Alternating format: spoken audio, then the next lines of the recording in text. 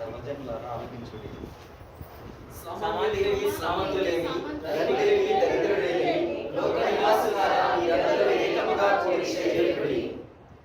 నా నోరు విజ్ఞాన విషయంలో పలుకును, నా హృదయదానము పూర్ణ వివేకము గురించినది ఉండదు.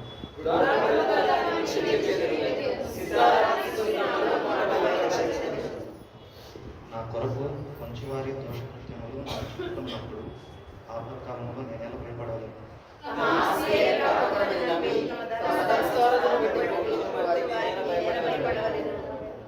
ఎవడునో ఏ విధము చేతనో తన సహోదరుని విమోచింపలేడు.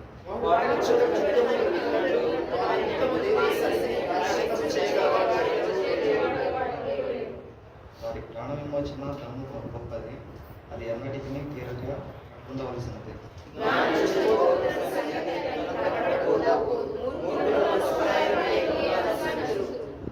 వారు తమ ఆస్తిని ఇతరులకు విడిచిపెట్టరు, తమ ఇంట్లో నిరంతరము నిలుచును అని తమ నివాసంలో తరతరములు ఉండవలనని వారు అనుకుందరు.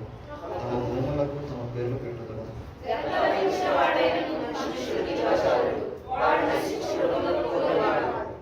స్వాతిశయ పూర్వకును వారి నోటి మాటలను బట్టి వారు అనుసరించే వారికి ఇదే గతి.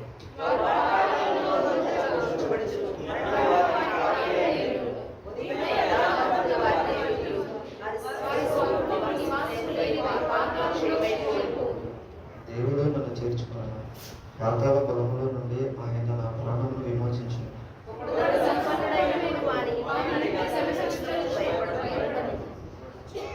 వాడు చనిపోయినప్పుడు ఏమీ కొనుక్కోడు, వారి ఘనత వారి వెంట దిగదు.